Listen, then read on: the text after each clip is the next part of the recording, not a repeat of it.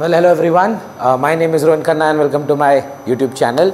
First of all, congratulations अगर आप class 11 अभी पास कर गए हैं, होपफुली आप कर गए हैं और अब आप अपनी क्लास 12 की जर्नी स्टार्ट कर रहे हैं. So before we start this journey, I really want to congratulate you and thank you for choosing RKC to be, the platform or the place where you are going to be learning. If you have taken economics, अगर आपने economics लिया है मेरे साथ, तो मैं चाहता हूँ कि एक बार इस बारे में हम बात कर लें कि हमको हमारा प्लान ऑफ एक्शन साल भर में कैसा रहेगा, कैसी क्लासेस रहेंगी, क्या बुक्स होंगी, क्या सिलेबस है, क्या टारगेट है हमारा, and all these things which I think is like an orientation before you start your class 12. So class 11 और 12 के कंपैरिजन में ISC इकोनॉमिक्स में ज़मीन आसमान का फ़र्क है. क्लास 11 इकोनॉमिक्स में अगर मैं सच बोलूँ तो इकोनॉमिक्स है ही नहीं.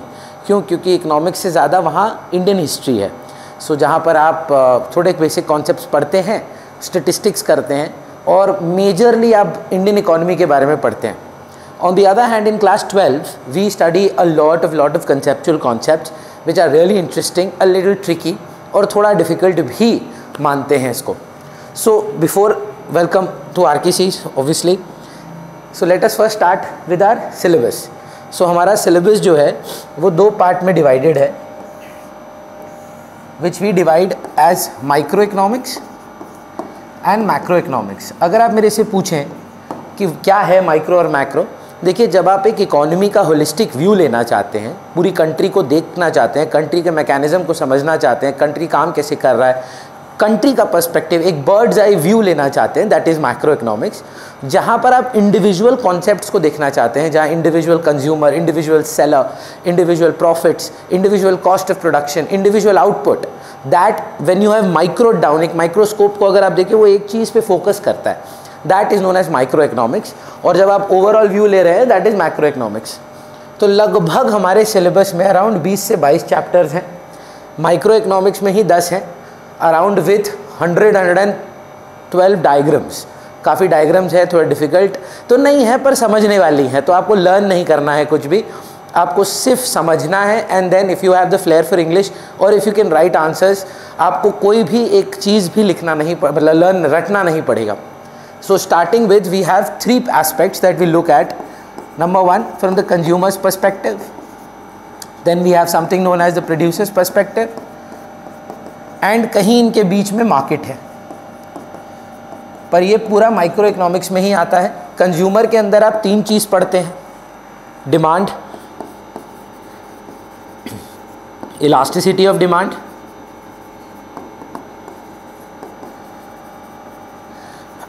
And consumer equilibrium. अगर मैं थोड़ा थोड़ा इनके चैप्टर्स के बारे में बताऊं, demand would mean the desire that is backed by purchasing power. So it's not that कि आपको जो चाहिए वो डिमांड है और जो आपको कभी लाइफ में मिलेगा नहीं मिलेगा वो डिज़ायर नहीं है. That is not how it works in economics. Any desire, जितना भी बड़ा क्यों ना हो, जितना भी छोटा क्यों ना हो, अगर उसका परचेजिंग पावर है और उसका दाम आपको ठीक लगता है, आप अफोर्ड कर सकते हैं और उस समय के लिए आपको वो चाहिए, that it constitutes as demand. So demand का मीनिंग थोड़ा डिफरेंट होता है. It really doesn't mean how much you buy. सोचिए आपको कोई चीज़ खरीदनी है, पैसे हैं, आपका दाम, आपको प्राइस भी ठीक लग रहा है, पर मार्केट में अवेलेबल नहीं है. डिमांड इज स्टिल देयर, है ना. People are still demanding goods when it is out of stock. So demand के बारे में बहुत सारी बातें हैं. Why is the demand curve downward sloping, what is the law of demand, what are the exceptions to the law of demand, what is the difference between movement and shift, etcetera etcetera. Then we have something known as elasticity of demand. ये demand का ही continuation है. Though in your books you will see this to be your 3rd chapter and बीच में consumer equilibrium आएगा. But whenever I teach demand and elasticity together, then I move to consumer equilibrium. Elasticity of demand refers to when the desire of or the demand of the commodity is reacting with price or any other determinant in a different specific manner, है ना. For example सोचिए आज नमक का दाम कम होता है और आइसक्रीम का दाम कम होता है, रिस्पॉन्स सेम नहीं होगा. ऐसा नहीं होगा कि 10% से अगर नमक का दाम गिर जाएगा तो आप खाने में 10 kg नमक डालना एक्स्ट्रा चालू कर देंगे. लेकिन हाँ, आइसक्रीम में ऐसा हो सकता है कि अगर कोई स्पेसिफिक डेट पर वो आपको 21 रुपये में आइसक्रीम देने लग जाए तो फिर आपके घर के बाहर लाइन लग जाती है दुकानों में, वहाँ पे आके लोग पागल हो जाते हैं. सो रिएक्शन बहुत मैटर करता है. इलास्टिसिटी बोलते हैं उसको. तो उसके बहुत सारे कॉन्सेप्ट्स हैं, income elasticity, price elasticity, cross price elasticity, then factors affecting elasticity, importance of price elasticity, etcetera etcetera. ये चैप्टर काफ़ी इंटरेस्टिंग है, मैं मजाक में बोलता हूँ ये जनरली, ये ना मेरा रेवेन्यू जनरेटिंग चैप्टर है। What do I mean by that? I mean कि जनरली क्या होता है ना, इनको बच्चों को लगता है कि 11 में इको की नीड नहीं है, 11 में तो थी नहीं, तो 12 में भी नहीं है, पर जैसे ही डिमांड होता है तो उनको लगता है हाँ इजी है, समझ में आ रहा है। इलास्टिसिटी थोड़ा सा डाइसी है, सम्स आते हैं, डायग्राम्स बहुत सारे हैं, चलो हो जाएगा मैनेज। कंज्यूमर इक्विलिब्रियम जब आता है तब वहाँ हवा टाइट हो जाती है सबकी कि अरे ये तो बहुत डिफिकल्ट है, अब तो ट्यूशन लगेगा। तो जनरली देखिएगा कंज्यूमर इक्विलिब्रियम बच्चों को थोड़ा तकलीफ देता है, it's a difficult concept. Basically it talks about consumers maximising situation, consumers utility maximisation situation, कि कंज्यूमर को कितना गुड्स कंज्यूम करना चाहिए, है ना। This age old debate going to a restaurant, अरे यार ये वाला नहीं मंगाना चाहिए था, या यार ये वाला ज़्यादा मंगाना चाहिए था, ये वाला कम मंगाना चाहिए था। So if you like Chinese food, this is always been the debate, you know, chow ज़्यादा की राइस ज़्यादा। So that issue that we can solve theoretically, practically तो नहीं, थियोरेटिकली कंज्यूमर के इक्विलिब्रियम के थ्रू। दो अप्रोचेज हैं, cardinal approach to utility and ordinal approach to utility. Cardinal के अंदर दो हैं, single commodity model and double commodity model. Ordinal में एक ही है, हिक्सियन और the ordinal approach to utility, which obviously you will do in details. Then when we move to the producer, the first thing that the producer does is produces. So you have a chapter called production. When there is going to be production, there is going to be incurring some cost. खर्चा लगेगा। जब खर्चा लगेगा, बन चुका है, बेचना चाहोगे, the amount you want to sell is supply, जितना बेचना चाहते हैं, जितना बिकता है, sales is revenue. Two separate things, revenue minus cost is equal to profit. This here is called the producer's equilibrium. यहाँ कंज्यूमर का इक्विलिब्रियम, यहाँ प्रोड्यूसर का इक्विलिब्रियम। इसमें दो अप्रोचेज हैं, TCTR approach and the marginal cost marginal revenue approach, total cost total revenue and marginal cost marginal revenue. काफ़ी difficult section है sir, थोड़ा सा मेहनत ज़्यादा लगता है इसमें, काफ़ी डायग्राम्स हैं एट्सेट्रा एट्सेट्रा। मार्केट के दो चैप्टर हैं, ये बहुत इजी चैप्टर्स हैं, forms of market. So primarily अगर नंबर ऑफ सेलर्स के बेसिस पे तोड़े मार्केट ना, 4 पार्ट में डिवाइड होता है। परफेक्ट कॉम्पिटिशन, हाइपोथेटिकल है, रियलिटी में एग्जिस्ट नहीं करता है। Monopoly, a single seller. A monopolistic competition, large number of sellers. And an oligopoly where there are only few sellers. जैसे एविएशन इंडस्ट्री, बहुत सारे सेलर्स नहीं हैं, है ना, लेकिन ट्यूशन टीचर्स या गारमेंट्स, बहुत सारे सेलर्स हैं। या अगर आप वेस्ट बंगाल से हैं तो कैलकाटा में CSC, single seller. So market को भी नंबर ऑफ सेलर्स के हिसाब से हम पढ़ेंगे, that is called forms of market. And last but not the least, market equilibrium. ये काफ़ी है सॉलिड चैप्टर। इस अलोन इस चैप्टर में से आपको लगभग 20 डायग्राम मिल जाएंगे, 20 से ज़्यादा ही है, लगभग 20 डायग्राम मार्केट इक्विलिब्रियम से मिल जाएंगे। ये है क्या इस बारे में चैप्टर में, how prices are set in the market, है ना। जैसे आज अगर आप बोले ना कि आलू का दाम 15 रुपये पर केजी कैसे पड़ता है, या डॉलर आज 83 का कैसे है, वो कौन डिसाइड कर रहा है? कोई पीछे बैठा है क्या, बोलता है क्या डॉलर बढ़ाओ डॉलर गिराओ, आलू आज के इतने, नहीं, क्या है, मार्केट डिसाइड करता है। सो मार्केट इक्विलिब्रियम उस प्रकार का चैप्टर है जहाँ पे आप बहुत सारे डायग्राम्स के थ्रू इसको समझेंगे। ये सर 50% ऑफ योर सिलेबस है जी, 50% बस इतना सा ही है। रेस्ट जो 50 है वो कंट्री की पर्सपेक्टिव से है, जिसमें सबसे पहला चैप्टर जो हम करते हैं that is the easiest chapter which is money and banking. देश का मॉनेटरी बेस, मनी सप्लाई और बैंकिंग स्ट्रक्चर हमको पढ़ना है। और आप ये बात शायद जानते हो कि ये जो मनी एंड बैंकिंग या मॉनेटरी पॉलिसी होती है भारत की, ये ना गवर्नमेंट ऑफ इंडिया नहीं डिसाइड करती है। तो एक ऑटोनॉमस बॉडी है, ऑटोनॉमस का मतलब इंडिपेंडेंट बॉडी है हमारे देश में, जिसका नाम है रिजर्व बैंक ऑफ इंडिया, जिसके अपने गवर्नर हैं मिस्टर S दास। तो वो गवर्नर चेंज होते रहते हैं, पर वो गवर्नमेंट के थ्रू काम नहीं करते हैं। They have their own independence, they have their own autonomy, और वो डिसीजन मेकिंग होती है, that is known as the monetary policy. Bank के इंटरेस्ट रेट्स क्या होंगे, लोन किस रेट पे दिया जाएगा, FD का रेट क्या होगा, रेपो रेट क्या होगा, रिवर्स रेपो रेट क्या होगा, वो सारी चीज़ें मनी एंड बैंकिंग में हम डील करते हैं। ये बड़ा इजी चैप्टर है। क्लास 10 में अगर आपका इकोनॉमिक्स रहा होगा, या अगर आपने थोड़ा बहुत भी पढ़ाई की होगी, तो आपको ये याद होगा, एकदम सेम है, इसमें कोई मेहनत नहीं है, ये तो बहुत इजीली हो जाता है। फिर आता है हमारा बहुत बड़ा चैप्टर जिसका नाम है government budget and fiscal policy. So देश को चलाने के लिए एक मॉनेटरी पॉलिसी जो आरबीआई देखता है, और दूसरा चलाने के लिए फिस्कल पॉलिसी। फिस्कल मतलब फाइनेंशियल पॉलिसी, मतलब सोचिए टैक्सेशन, कितना डीटी है, क्या आईडीटी है, फ़र्क क्या है इनकम टैक्स और डायरेक्ट टैक्स, और मतलब इनकम टैक्स और जीएसटी में, मतलब डायरेक्ट टैक्स और इनडायरेक्ट टैक्स में क्या डिफरेंसेस हैं, क्या मेरिट्स हैं डायरेक्ट टैक्सेस के, क्या डीमेरिट्स हैं डायरेक्ट टैक्सेस के। तो ये सारी चीज़ें हम लोग बात करते हैं इसके अंदर। थियोरेटिकल है, ये भी रिलेटिवली मैं सच बोलूँ तो ईजी है। यहाँ से थोड़ा सा मैक्रो डिफ़िकल्ट हो जाता है। पहला चैप्टर जो आप करते हैं that is foreign exchange and balance of payment. तो तीसरी हमारी पॉलिसी है कमर्शियल पॉलिसी। कमर्शियल पॉलिसी में देखिए दो होते हैं, ट्रेड और एज टू ट्रेड। ट्रेड में अगर आपको याद हो, डोमेस्टिक ट्रेड और इंटरनेशनल ट्रेड। इंटरनेशनल ट्रेड में हम देखे थे इंपोर्ट और एक्सपोर्ट और बैलेंस ऑफ पेमेंट। तो वही आपको समझना है कि भारत की जो कमर्शियल इंटरनेशनल पॉलिसीज़ हैं वो क्या तरीके से काम करती हैं, क्या डेप्रिसिएशन ऑफ आईएनआर का मतलब होता है, क्या एप्रिसिएशन ऑफ आईएनआर का मतलब होता है, फिक्स एक्सचेंज रेट सिस्टम का मतलब क्या है, ये $1.83 आया कैसे, $1.83 को चेंज कोई कर सकता है कि नहीं कर सकता है, आईएमएफ का रोल क्या है इसमें। तो ये आप जो है विदेशी पैसा मतलब फॉरेन करेंसी के बारे में आप ये पढ़ाई करेंगे, और हमारे इंपोर्ट एक्सपोर्ट को भी हम समझेंगे कि हमारे देश में इंपोर्ट एक्सपोर्ट से ज़्यादा है कि नहीं है, अगर है तो उसको ठीक कैसे किया जा सकता है, एचेट्रा एचेट्रा। काफ़ी इंटरेस्टिंग चैप्टर है। फोर्थ चैप्टर जो एक्चुअली 3 चैप्टर है और सबसे ज़्यादा बच्चों को प्रिय चैप्टर है क्योंकि स्कोरिंग बहुत है, इज़ नेशनल इनकम। इसमें 3 चैप्टर है। एक है बेसिक कॉन्सेप्ट्स जहाँ पे आप डेफिनेशंस वगैरह वगैरह पढ़ते हैं, फिर आप पढ़ते हैं मैथमेटिकल सम्स, और तीसरे में आता है मेजरमेंट ऑफ नेशनल इनकम जिसमें थियोरी और सम्स दोनों है। In a nutshell national income has nothing to do with sale, national income has nothing to do with money supply. National income refers to the goods and value of final goods and services produced by normal residents whether operating within or outside the national domestic territory of the country.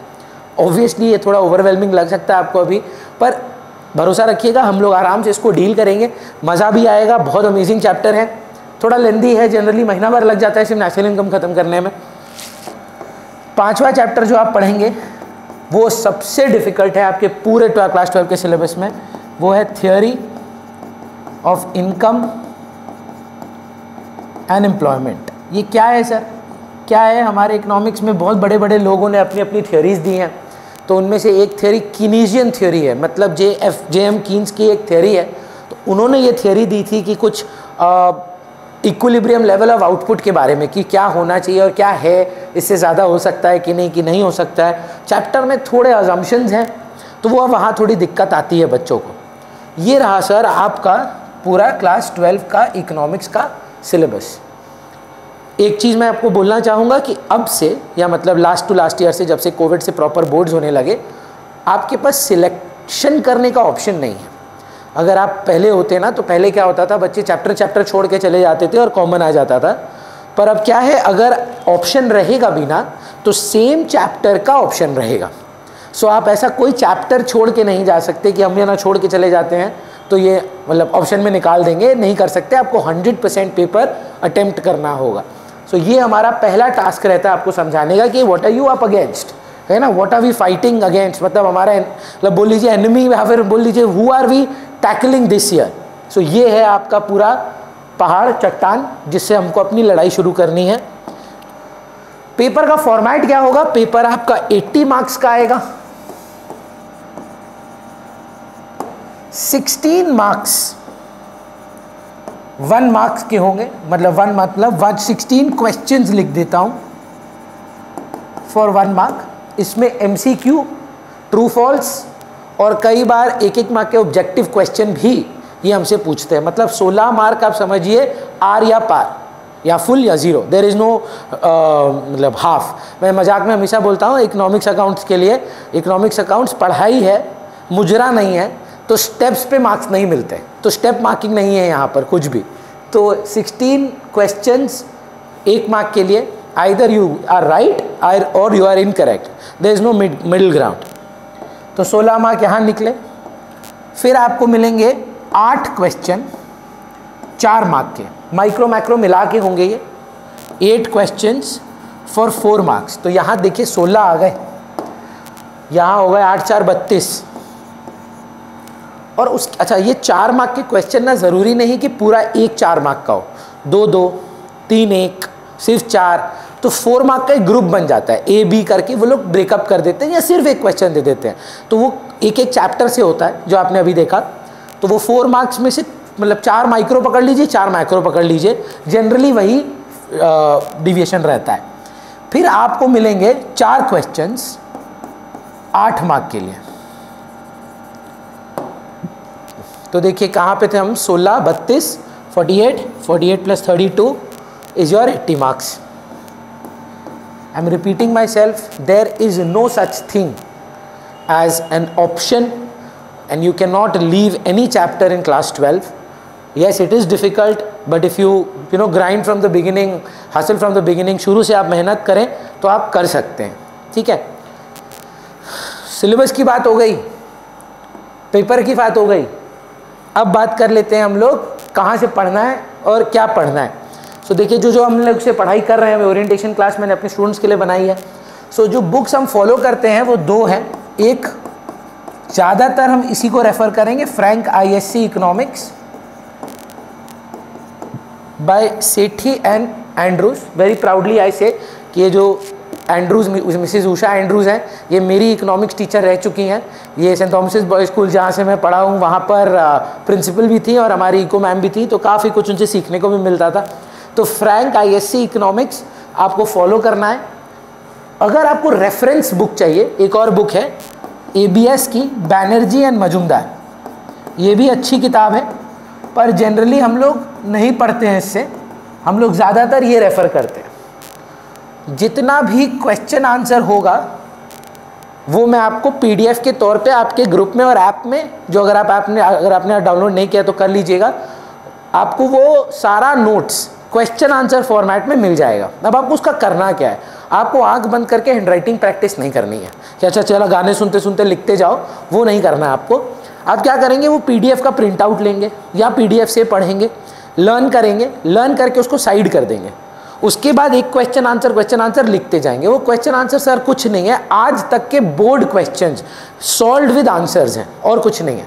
So all the board year papers जितने भी थे chapter wise divided हैं, और chapter wise को हमने उनमें divide कर दिया, क्योंकि देखिए जनरली 10 साल में तो सिलेबस कितना सवाल बन जाएगा नया, ऑलमोस्ट सारा ही कवर हो जाता है। क्लास में आपको एक कॉपी लेके आनी है रनिंग नोट्स के लिए। वो रनिंग नोट्स आपके रिवीजन नोट्स होंगे जहाँ से आप पढ़ेंगे, एग्जाम के लिए नहीं, कॉन्सेप्चुअली। एग्जाम के लिए आप स्टडी मटेरियल और बुक से ही पढ़ेंगे, स्टडी मटेरियल आपको प्रोवाइड हो जाएगा, उसका टेंशन नहीं है। बस लास्ट बैच टाइमिंग्स, तो अगर देखिए हम लोग ना बहुत प्राउडली अराउंड ग्रुप में अराउंड 150 स्टूडेंट्स हैं अभी फ़िलहाल, एंड उसमें 70-75 स्टूडेंट्स मान लीजिए ISC इकोनॉमिक्स लेते हैं हमसे। अब प्रॉब्लम ये है कि देखिए हफ्ते में जो है ना 7 दिन होते हैं, और अगर आप क्लास 12 में हैं और मैथ है आपका, तो आप मैथ की ट्यूशन लेते हैं, इंग्लिश की ट्यूशन लेते हैं,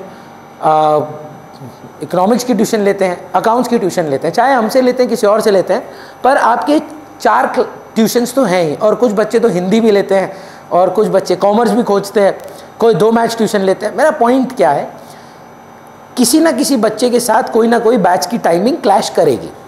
तो हमारा टेक्निक ये है कि हम लोगों ने अपने बैचेस को डे 1 और डे 2 में तोड़ दिया है। मान लीजिए मंडे 8:30 डे 1 है, मंडे 3:30 डे 1 है, ट्यूसडे 6:30 डे 1 है, सैटरडे भी डे 1 है।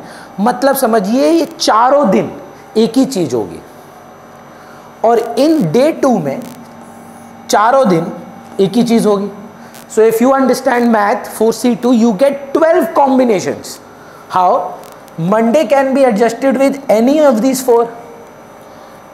This Monday can be adjusted with any of these 4. This can also be adjusted with any of these 4. This can also be adjusted with any of these 4 combinations. So actually not 12, 16 combinations. If my math is correct, हाँ एक 4 16 batch आपके पास option है. अब obviously I understand the dilemma of this time. हमारे कैलकाटा में यहाँ पे एक स्कूल है एमबी बिरला और भवानीपुर और सेंट जोसेफ्स एंड मेरीज. इन बच्चों के स्कूल की टाइमिंग जो है ये पॉसिबल है, तो इसीलिए ये बैच मैंने उनके लिए बनाया है जो ऑप्ट कर पाएँ. अगर नहीं कर पाएँ तो ये हमारे स्कूल में बहुत सारे स्कूल्स हैं जो 2 बजे बंद हो जाते हैं. MBSV, GD Birla, saint Thomas boys school, then we have DBPC, saint Xavier's, La Martiniere. ये सारे अगर चाहे तो 3:30 वाला बैच भी अटेंड कर सकते हैं.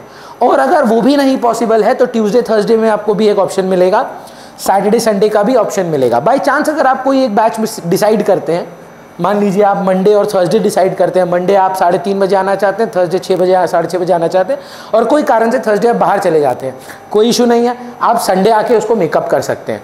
क्योंकि जो थर्सडे 3:30 बजे पढ़ाऊंगा, थर्सडे सुबह 8:30 बजे पढ़ाऊंगा, थर्सडे सुबह 6:30 बजे पढ़ाऊंगा, मतलब आप मान लीजिए थर्सडे मेरा पूरा दिन इको पढ़ाने में निकलेगा और संडे को वही रिपीट होता है. सो बस यही है कि आपको एक टारगेट बना लेना कि ये मेरा टेंटेटिव बैच है, तो इसी हिसाब से मैं काम करूँगा. And that's it. I think I don't have anything else to say. So I will be starting classes from this Monday. That is what date would that be? I think it would be the 13th. So whenever you're watching this video, I think 13th March से we start our classes. And then let's see. We'll fix up the timings accordingly. सबको सुविधा हो. And all the best. See you on Monday.